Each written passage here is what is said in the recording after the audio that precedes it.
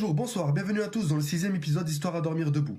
Dans cet épisode, je parlerai ni du gouvernement ni des dirigeants. Ça a été déjà abordé dans des centaines de livres, dont plusieurs que j'ai appréciés, qui sont disponibles sur internet. Je vous laisse mes références dans la description de la vidéo. Je resterai aussi superficiel que le système s'efforce à être, sauf que ce dernier excelle en la matière, puisque cela fait des décennies qu'il entretient un semblant de paix sociale. Tu as encore raison, je ne voudrais être nulle part ailleurs qu'ici, pas même en Algérie. Bref, passons au vif du sujet, l'Algérie. 40 millions d'habitants, un taux d'alphabétisation près de 92%, un des premiers d'Afrique. Une superficie de plus de 2 millions de kilomètres carrés, le 10e plus grand pays au monde. Une véritable richesse culturelle, naturelle, des reliefs et des paysages à couper le souffle.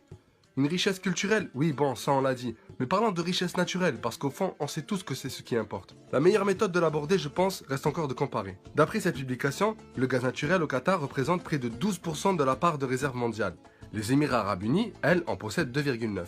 L'Algérie, 2,16. Voilà, je pense que l'on peut dire sans prendre trop de risques que sa réserve est très loin d'être négligeable, étant donné qu'elle figure au top 10 des pays possédant du gaz naturel. Attaquons-nous maintenant au pétrole. Alors, le Qatar, 12e au rang mondial, posséderait 25 milliards de barils de réserve. Les Émirats Arabes Unis, 6e au rang mondial, 97 milliards de barils en réserve. Et l'Algérie, positionnée en 15e place, posséderait 12 milliards de barils de réserve. Alors bon, en fouillant un peu sur internet, parfois on tombe sur des perles. Et véridique, sur le site de l'ANDI, l'Agence nationale de développement et investissement algérien, on trouve un nouveau chiffre de 321,42 milliards de barils. Encore une fois, tout est vérifiable, mais ce qu'il faut retenir de tout ça, c'est que l'on peut décemment annoncer que ce pays dispose véritablement de sous-sols très généreux, sans compter des réserves de phosphate, de zinc. La plus grande réserve de fer se situe dans la wilaya de Tindouf, au sud-sud algérien, une réserve de 35 milliards de tonnes quand même.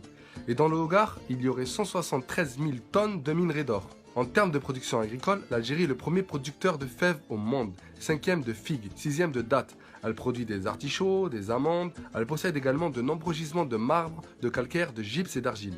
Et même le Sahara, les jaloux diront « Y a rien là-bas, votre pays il est grand pour rien ». Mais des experts en énergie persistent et signent. La surface du Sahara étant d'1,5 million de kilomètres carrés, il suffirait d'installer une petite surface de 30 km² de panneaux solaires pour garantir l'indépendance, cette fois-ci la vraie, énergétique et satisfaire la consommation nationale. Mieux encore, des champs de capteurs solaires cylindro-paraboliques implantés sur 1/20 de la surface, donc c'est pas grand-chose, suffiraient pour couvrir la consommation mondiale d'électricité, qui est d'environ 18 000 térawattheures par an. Après avoir énoncé tout ceci, vous devez penser que l'Algérie est un pays fantastique, ressemblant aux magnifiques villes du Golfe. On pourrait facilement idéaliser l'Algérie, une Silicon Valley africaine, à la pointe de la technologie, avec des équipements hors du commun, des hôpitaux, des écoles dans le top 10, si c'est pas mondial, au moins top 10 africain. C'est vrai que vous pourriez penser que ce pays est certainement un des plus stables économiquement, où le chômage n'existerait pas. Qu'est-ce que c'est le chômage, ça se mange? Où la misère n'aurait pas sa place, puisque c'est un pays socialiste, y'a l'ahmar, où les Algériens se pavaneraient avec des costards crevettes assortis aux chaussettes sur des trottoirs en marbre, des Sofitel, des Sheraton, des Lamborghini, des pistes de ski dans le désert, des Pokémon, des Digimon, des Pins, bref, un pays hors norme quoi. Eh ben oui, bravo, c'est exactement ça. Merci d'avoir regardé la vidéo. Allez, salut! No, you are all left.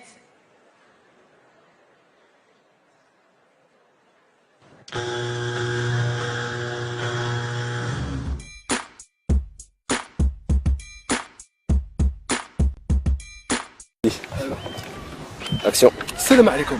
انا نحب الحليب ونموت على كونديد. علاه؟ الحليب هذا فيه 15 فيتامين، تاع فرنسا فيه 8 كتكتر. راك فاهمني كوزان؟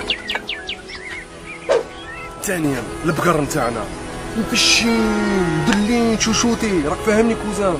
هادو ياكلوا يشربوا 100% بيو، برودوي اوتوماتيكمون ما فيه حتى مشكل. الحليب هذا يعقب كونترول تكنيك عادي نورمال، مالان كونسي يا جماعه. شربوا كونديد، الحليب اللذيذ. C'est bon, coupé. مليحه. Ouais, c'était bien. C'était bon. Ouais, c'était très bien. Pour faire des fourrages, essayez, il y a des techniques pour ne pas faire de fourrage réel en plein champ. Vous pouvez le faire en hangar, 48 heures, vous semez, 48 heures, vous donnez à la vache manger. يا فاقو واللي قال فاقو هذا فاقو بيك على والديك خما يا جماعه شنو اللي فوق الراي يدور في الصو شوف. Maintenant, parlons peu, parlons bien. Pour pouvoir apprécier et jauger la qualité de vie d'un pays, je pense qu'il est nécessaire de connaître 3 points fondamentaux. Économie, santé et éducation. Je n'ai pas tellement fait d'études en économie, vous inquiétez pas, le gouvernement algérien non plus. Mais j'ai quand même des notions et je sais compter sur mes doigts.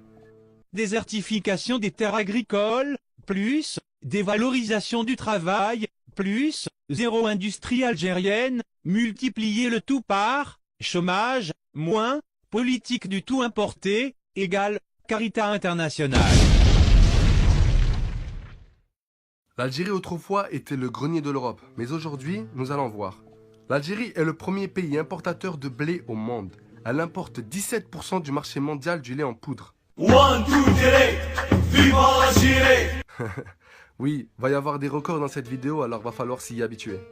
Le secteur agricole souffre de négligence. Il y a des terres